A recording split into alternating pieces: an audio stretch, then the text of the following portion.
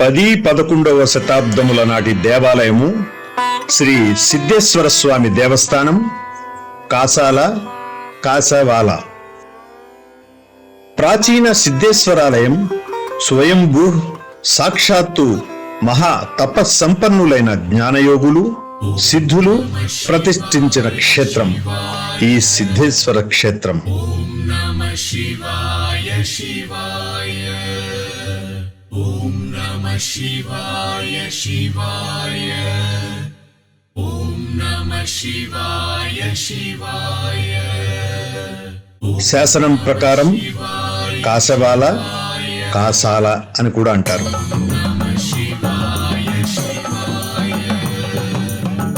ఇక్కడ గొప్ప కైవల్యానందాన్ని అందరికీ అందాలనే సంకల్పంతో ఈ దేవస్థానాలు నిర్మించిన వారు సిద్ధులత్రయం అని చెబుతున్నారు.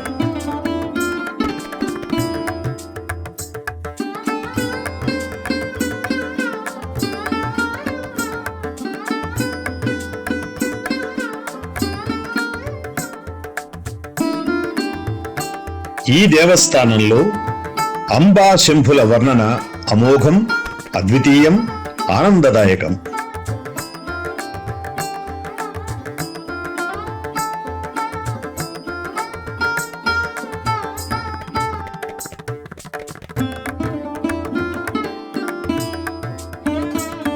భక్తుల కోరిన కోరికలు తీర్చి అసాధ్యాలెన్నో సుసాధ్యాలయ్యే గొప్ప దేవాలయం ఇక్కడి ఈ సిద్ధేశ్వరాలయం.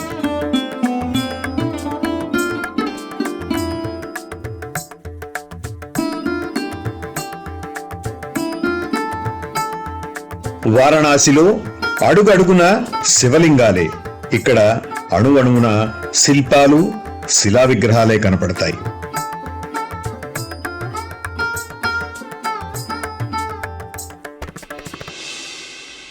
ఇక్కడ సిద్ధేశ్వరుణ్ణి, ఆ దేవదేవుని దర్శనం వలన వారి జన్మ చరితార్థమవుతుంది. ఇక్కడే పక్కన కోనేరులో స్నానమాడి ఈ శివుణ్ణి స్మరిస్తూ దర్శిస్తే చాలు స్వార్థరహితులైన గొప్ప పరోపకార పరాయణులవుతారు.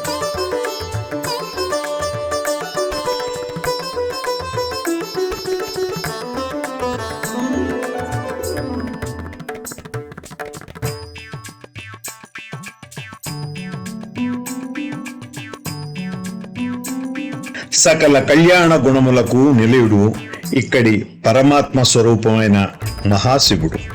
ఈ కాసాల ప్రజలు ఎంతో ప్రేమ, ఆప్యాయత కరుణగలవారు. వారి హృదయాంతరాలలో ఆ పరమేశ్వరుడే కొలువై ఉన్నాడు.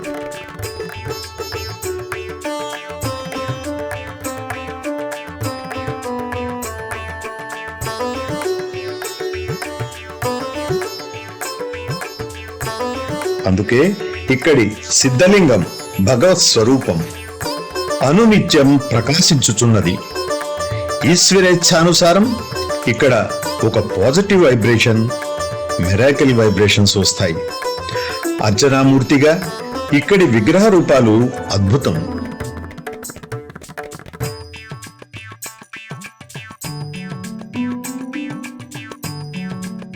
అంతేకాకుండా చరిత్రపరంగా ఈ కాసాల మాగాణ ప్రాకారముందు కొన్ని శిలలు, దరువులు మనకు అగుపడుతున్నాయి.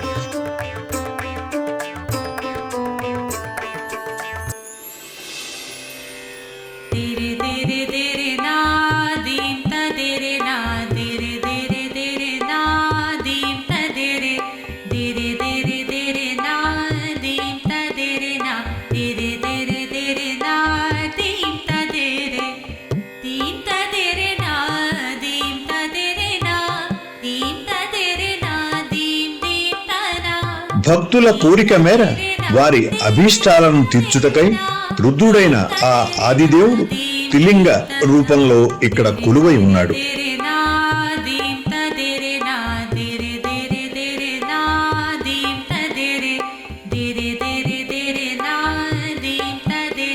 పూర్వకాలంలో ఇక్కడి శివాలయం ఆగమ ప్రోక్త వేద స్తోత్ర మహామంత్రాలతో, వేద పండితులతో నిత్యం కళకళలాడుతూ ఉండేది.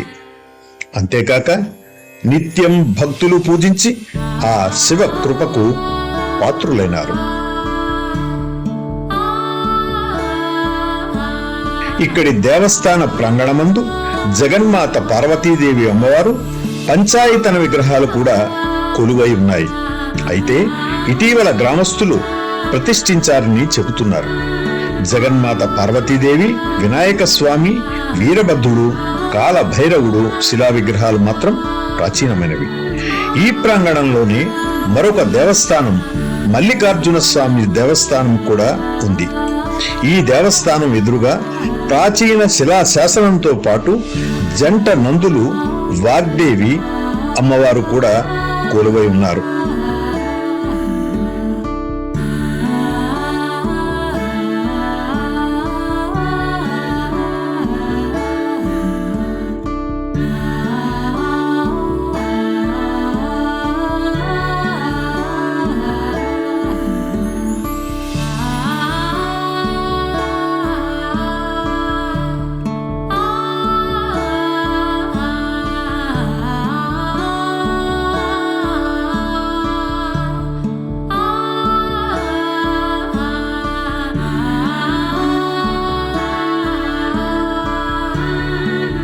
ఈ దేవస్థానంలో వీరభద్రుడు, భద్రకాళి, కాల భైరవుడు, మరో 3 ప్రాచీన నర్మద బాణ లింగాలు కూడా పూజలు అందుకుంటున్నాయి.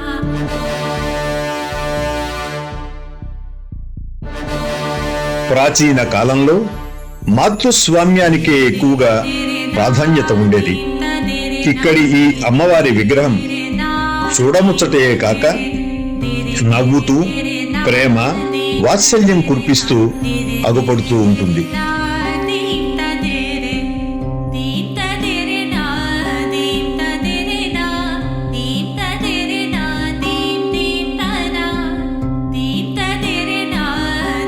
ఈ దేవస్థానం మాత్రం ప్రాచీన చాళుక్యరాజుల కాలం నాటి దైవక్షేత్రం.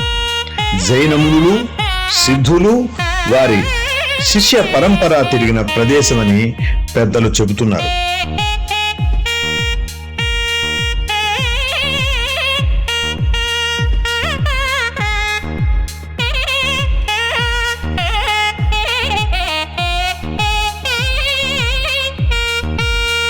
గోదావరి నదికి ఉపనది అయిన మంజీరా నది ప్రవహిస్తూ ఈ కాసాల గ్రామం దగ్గరలోనే ఉన్నది. ఈ పుణ్యక్షేత్రంలో పెద్ద సరోవరం, తీర్థగుండం కూడా ఉండేదని గ్రామ పెద్దలు చెబుతున్నారు. ఈనాడు అది కనపడకుండా పోయింది. చిన్న సరోవర సముదాయం కనపడుతుంది.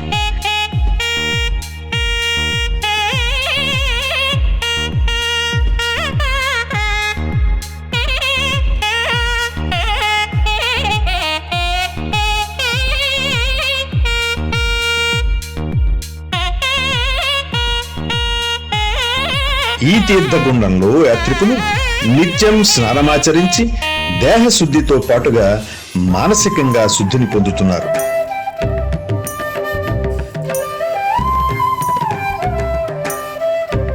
ప్రాచీన కాలంలో ఈ దేవాలయాన్ని ఎంతో మంది మహాత్ములు సందర్శించి ధన్యులైనారని చెబుతున్నారు.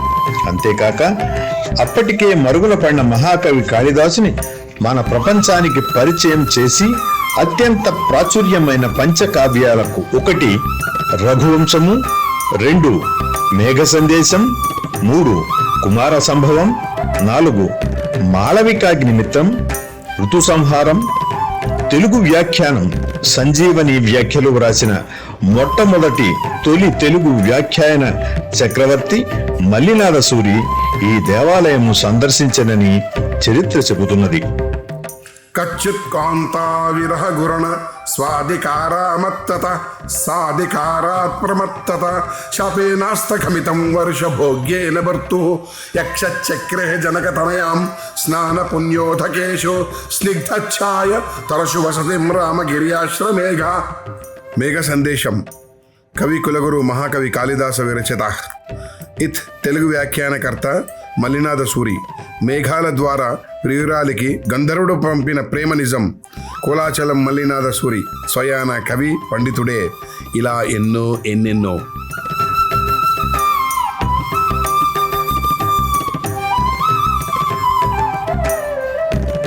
అలాగే అచ్చ తెలుగు భాషలో యయాతి చరిత్రను వ్రాసిన పొన్నగంటి తెలగనార్యుడు అచ్చ తెనుంగు పద్యమొకటైనను గబ్బములోన నుండినన్ హెచ్చని ఆడుచుండురది ఎన్నుచు నేర్పుగ బొత్తమెల్ల నిట్టచ్చ తెనుంగునన్ నొడువ నందుల చందము రంగువారు నన్ మెచ్చన అబ్బురంభనరో మేలనరో కొనియాడరు నను. పొనగంటి తెలగన్న యాది చరిత్ర అంతయు అచ్చ తెలుగులోనే రచించి అచ్చ తెనుగు కబ్బముగా కవిగా చరిత్ర ప్రసిద్ధిగాంచెను. దేశ భాషాజన్యమైన అచ్చ తెనుగు చందోబద్ధమై లక్షణోపేతమై సిసలైన సారస్వతమని యాది చరిత్రతో ప్రసిద్ధిగాంచినది. ఘంటంబట్ల భుజంగరాయ కవి కూడా ఈ దేవాలయాలను సందర్శించనని చరిత్రకాంశం. ఘంటంబట్ల భుజంగరాయ కవి, భుజంగ కవి, అశ్వలాయన సూత్రుడు, గార్గేయ గోత్రజుడు, నాగార్య లచ్చమాంబల పుత్రుడు, రాఘవాచార్య శిష్యుడని తనను కూర్చి చెప్పుకొన్నాడు. వీరు అభినవ శాకుంతలమును నాటకమును వ్రాసిరి. ఇది ముద్రించబడినది. ఇందు 4 అంకములు గలవు. వీరి అధ్యయనోత్సవ వర్ణనము దమయంతి పరిణయము ముద్రితం కాలేదు. వీరు రచించిన కృష్ణవినుతి అను పద్యములు గోల్కొండ కవుల సంచికలో కలవు. వెలయుని విద్య తేజంబు వినుతి సేయ ధరమెనాబోటి జడునకు దలచి చూడ సరసగుణధామ యదుకుల సార్వభౌమ నన్ను కాపాడరావే యో చిన్ని కృష్ణ.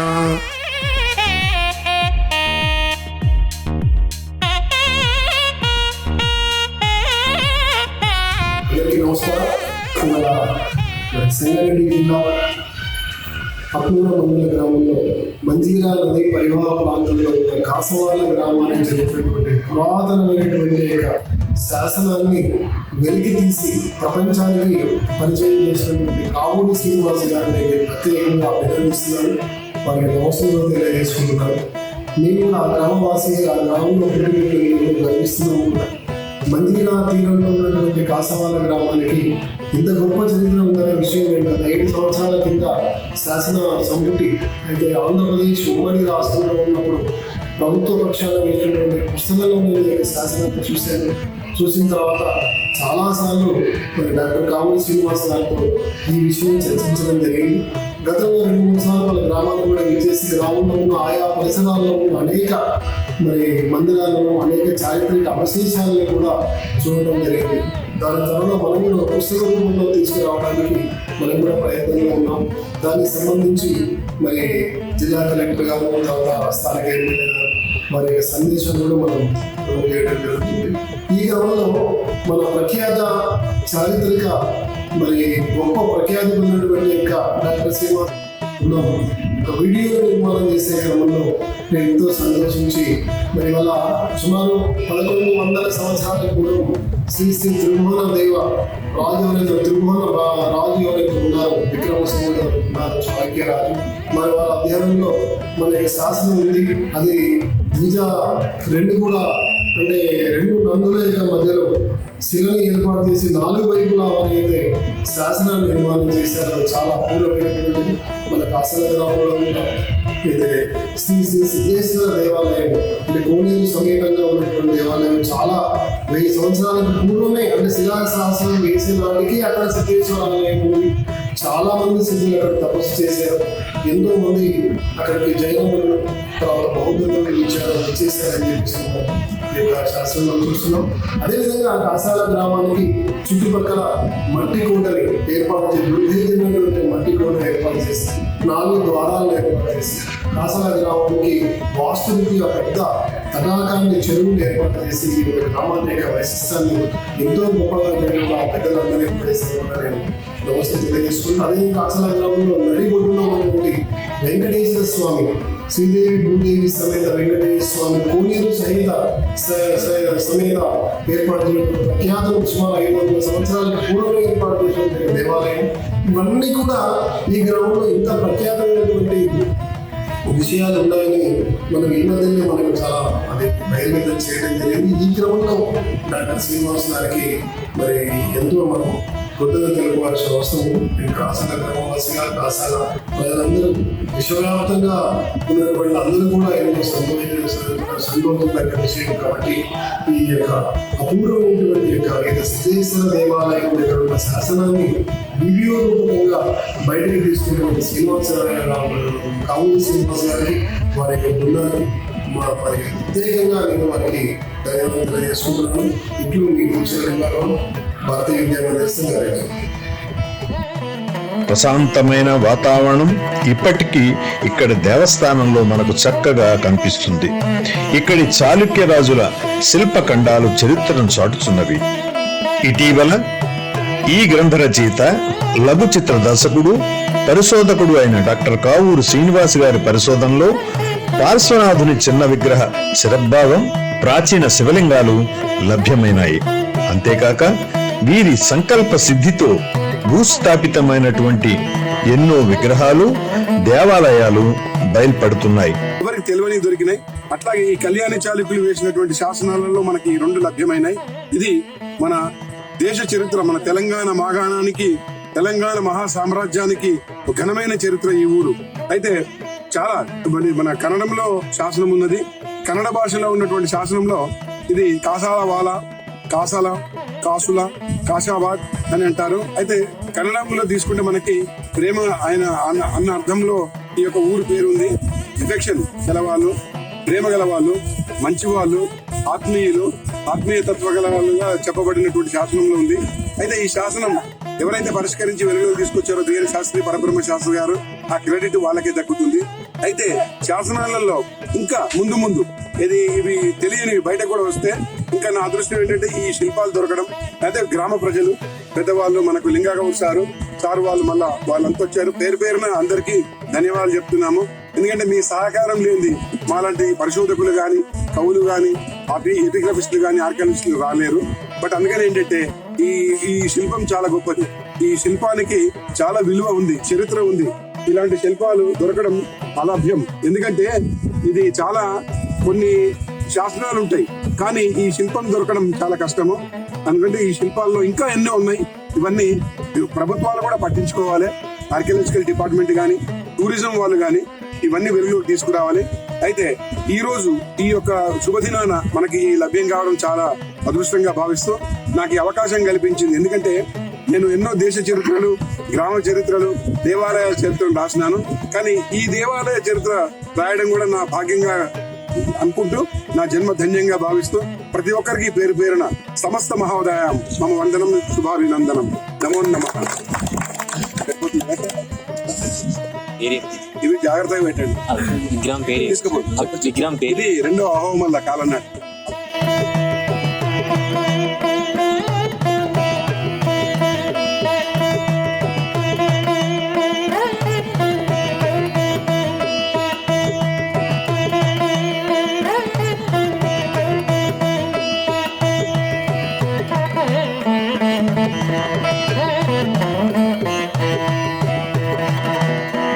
ఈ కాసాల గ్రామంలో భక్తుల కోర్కెలను తీర్చే ఈ ప్రాచీన సిద్ధేశ్వరాలయ క్షేత్రం ఎంతో గొప్పది.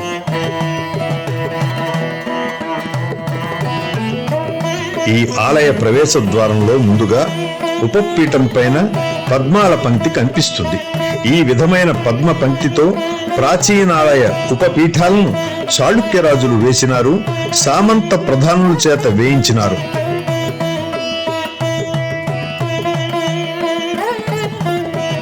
ఆ తర్వాత కాకతీయులు కూడా ప్రతిష్ఠించి అలంకరించారు.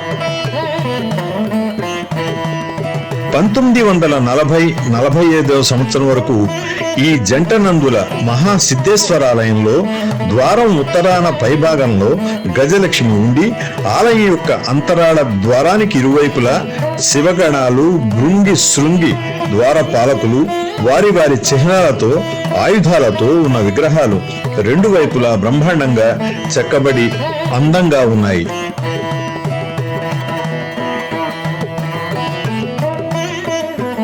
చరిత్రపరంగా ద్వారపాలకులు వ్యత్యస్త పాదాలతో కూడా చెక్కబడిన శిల్పాలు పూర్వకాలంలో ఈ 2 దేవాలయాల్లోనూ ఉండేవని గ్రామ ప్రజలు చెబుతున్నారు. నేడు అవి కానరాకుండా ఉన్నాయి. కాలగర్భాన కలిసిపోకుండా ఇక్కడ సిద్ధేశ్వర మల్లికార్జునుడు మహాశివుడు నేటికి ఘనంగా పూజలు అందుకుంటున్నారు. ఇక్కడి సిద్ధేశ్వరాలయంలో 12 స్తంభాల గర్భగుడి ఉన్నది.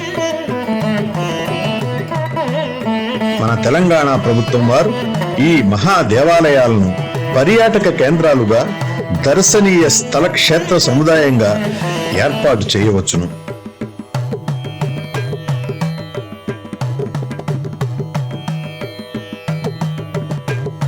అలా చేయడానికి అనుకూలమైన స్థలం ఎంతగానో ఉన్నది. కళ్యాణి చాళుక్య రాజుల ఏలుబడిలో వేయించిన శిలాశాసనాధారంగా ఈ దేవాలయం 10-11వ శతాబ్దాల కాలం నాటిదని చారిత్రక పరిశోధనలో వెల్లడైనది. కాకతీయ రాజుల కంటే ముందే కళ్యాణి చాళుక్యులు పరిపాలించిన మన తెలంగాణ మాగాణంలో చెప్పుకోదగ్గ దర్శనీయ పుణ్యక్షేత్రం కాసాల అని నామాంతరంలో పిలువబడుతున్న గ్రామమే ఈ గ్రామం. చారిత్రక వైభవం కలది, ఎంతో చారిత్రక వైభవం కలది. సిద్ధుల త్రయమైన మచ్చేంద్రనాథ్, గోరఖ్నాథ్, కనికనాథులు సంచరించి ఈ పుణ్యభూమిలో సిద్ధేశ్వర లింగ ప్రతిష్ఠ గావించున్నారని చెబుతున్నారు. ప్రాచీన కాలంలో ఈ సిద్ధేశ్వర శివలింగం పాదరసమనితో ఉండేదని గ్రామస్తులు పేర్కొనడమే గాక ఇది చరిత్ర సత్యంగా మనకు వెల్లడవుతోంది. కోనేరులోని శివలింగం కూడా చక్కగా చూడముచ్చటగా ఉన్నది. బ్రహ్మసూత్రం కలిగిన ఈ శివలింగం కొంత శిథిలమైన పానవట్టం మాత్రం భద్రంగానే ఉన్నది. లఘు చిత్రాల నిర్మాణంలో లబ్ధ ప్రతిష్ఠురాలైన శ్రీమతి ముదివర్తి అరుణకుమారి గారు ఈ లఘు చిత్రాన్ని నిర్మించడమే కాకుండా ఈ దేవాలయ స్థల పురాణాన్ని గ్రంథ రూపంలో కూడా తీసుకురావడంలో తన వంతుగా ఆర్థిక సహాయం అందిస్తున్నారు. ఇంకా ఈ దేవస్థానంలో చెప్పుకోదగ్గవి ఎన్నో ఉన్నాయి. ఊరు కాషావాల దేవస్థానములు సిద్ధేశ్వర స్వామి, మల్లికార్జున స్వామి వార్లు. ప్రాచీన ఈ దేవాలయంలో పంచాయతనం కూడా ఉన్నది. శివపార్వతి, వినాయకుడు, నాగేంద్రుడు, కాలభైరవుడు వగైరాలు ఉన్నప్పటికీ జంటనందులు ఉండడం ఎంతో చెప్పుకోదగ్గ విశేషం. ఇలా జంటనందులు ఉన్న శైవ దేవాలయాలు మన తెలంగాణలో చాలా అరుదు, సహజంగా ఎక్కడ కనిపించవు. అయితే ఇక్కడ 2 దేవాలయాల్లోనూ 4 నందులతో పాటుగా మరొక మహానందీశ్వరుడు కొలువై ఉన్నాడు. కావూరు శ్రీనివాస్ శర్మ గారు చెప్పినట్టుగా ఇక్కడ జైనులు, సిద్ధుల కల్ట్ కనబడుతున్నాయి. ఇంత గొప్ప దేవాలయాలు ఉండడం చుట్టుపక్కల ప్రాంతాల వారు కూడా వచ్చి సందర్శిస్తున్నారు. కళ్యాణి రాజులు, కాకతీయ రాజులు పునఃప్రతిష్ఠించి ఎంతో వెలుగులోకి తెచ్చారు. అంతేకాక చాళుక్య రాజుల శిలాశాసనం కూడా భద్రంగానే ఉన్నది. దాని పూర్తి వివరాలు కూడా చరిత్ర గ్రంథంలో మరియు ఈ లఘు చిత్రంలో పొందుపరచడమే కాక చక్కగా వివరించారు. అందరూ చూసి చరిత్ర గ్రంథాన్ని చదివి ఈ సిద్ధేశ్వర మల్లికార్జున స్వామి వాళ్ళను దర్శించి స్వామివారి మరియు అమ్మవారి కృపకు పాత్రలవుతారని నా విన్నపం. ఇక్కడ ప్రాచీన సిద్ధుల శిల్పాలు, నాగశిల్పాలు, యుద్ధంలో మరణించిన వీరగల్లుల శిల్పాలు సైతం చక్కగా కొలువితీరి ఉన్నాయి. ఈ గ్రామానికి కొంత దూరంలో కాకతీయ రాజుల మహాగణపతి విగ్రహం కూడా నిర్మితమై ఉన్నది. ఈ వినాయక స్వామి విగ్రహం శిల్పులు చెక్కిన తీరు అమోఘం. తొండం ఎడమవైపుగా ఉండి ఉన్న మహాగణపతిని కూడా చూడవచ్చు. చుట్టూ మువ్వలతో తీర్చిదిద్దారు. ఇలా చరిత్ర గర్భంలో ఇంకా ఎన్నో శిల్పాలు మట్టి దిబ్బలలో ఇక్కడ కాసాల గ్రామంలో అనేకం ఉన్నాయి. అందరికీ అభయాన్నిచ్చే పార్వతీ పరమేశ్వరులను వర్ణించడం చాలా కష్టం. గ్రామ పొలిమరలో గ్రామ దేవతలలో పాటుగా కాసాల ఊరి మధ్యలో భవానీమాత, దుర్గామాత అమ్మవారు కూడా కొలువై ఉన్నారు. ఊరికి తూర్పున దక్షిణ భాగంలో వెంకటేశ్వర స్వామి మరియు దత్తావతార స్వరూపులైన శిష్య పరంపర శిల్పాలు కూడా కనబడుతున్నాయి. ఎంతో చారిత్రక వైభవం కలిగిన ఈ దేవాలయాలు ఇక్కడి కాసాల మహాక్షేత్రాలు. దర్శించండి, ముక్తులవ్వండి, ముక్తులు కండి. ప్రతి మానవుడు దర్శించదగ్గ క్షేత్రాలు. ఇక్కడి ప్రాంతం ఆధ్యాత్మికంగా, భక్తిపరంగా, తత్వపరంగా నిండి నిబిడీకృతమై ఉన్నది. ఈ సిద్ధేశ్వర దేవాలయ ప్రాశస్త్యాన్ని తెలియజేసే క్రమంలో ప్రాచీన శిలాశాసన పరిశోధనలతో పాటు ముందు తరాల వారికి చదువుకొని అవగాహన కల్పించడానికి గ్రంథ రచన, చారిత్రక పరిశోధన, లఘుచిత్ర దర్శకత్వం కూడా చేపడుతున్న డాక్టర్ కావూరు శ్రీనివాస్ శర్మ గారు అభినందనీయులు. ఇది మా అమ్మమ్మ పుట్టిన ఊరు. ఇక్కడ నా చిన్నతనం నుంచి ఈ ప్రాచీన దేవాలయాలను చూస్తూ చిన్నప్పుడు నా బాల్యం అంతా ఇక్కడే ఈ దేవాలయంలోనే గడిచింది. ఇక్కడే ఆడుకునేవాళ్ళం. అయితే ఇక్కడికి డాక్టర్ కావూరి శ్రీనివాస్ శర్మ గారు రావడం, ఈ దేవాలయంలో చరిత్ర గ్రంథం మరియు రీసెర్చ్ డాక్యుమెంటరీ ఫిల్మ్ తీయడం యావత్ మన తెలంగాణకే ఒక స్ఫూర్తిగా చెప్పుకోవచ్చు. ఎంతో విశిష్ట వైవిధ్యం కలిగిన ఈ దేవాలయాల గురించి ఎంత చెప్పినా తక్కువే. సిద్ధులు, యోగులు, పండితులు, కవులు దర్శించుకున్న మహాదేవాలయాలు ఈ సిద్ధేశ్వర దేవాలయం మరియు మల్లికార్జున స్వామి మల్లన్న దేవాలయం. ఇక్కడ ప్రశాంత వాతావరణం వర్ణించలేనిది. ప్రతివారు దర్శించవలసిన పుణ్యక్షేత్రాలు. ఇటీవల మళ్ళీ పునఃప్రతిష్ఠ గావించినను భక్తి ముక్తి సాధనలు ఇక్కడ మనకు లభిస్తాయి. అంతేకాకుండా ఇక్కడి కాసాల గ్రామంలో మాణిక్ ప్రభు మందిరం, దుర్గామాత దేవాలయం, హనుమాండ్లు, వెంకటేశ్వర స్వామి దేవాలయం, కాకతీయుల వీరగల్లుల శిల్పాలు కూడా అనేకం ఉన్నాయి. ఒకప్పటి ఉమ్మడి మెదక్ జిల్లా, నేటి సంగారెడ్డి జిల్లా కొండాపూర్ లాగా ఇక్కడ ప్రాచీన కోట ఉండేదని ఇక్కడి పెద్దలు చెప్తున్నారు. అక్కడక్కడ శిథిల కోట గోడలు, బురుజులు మనకు కనపడతాయి నేడు.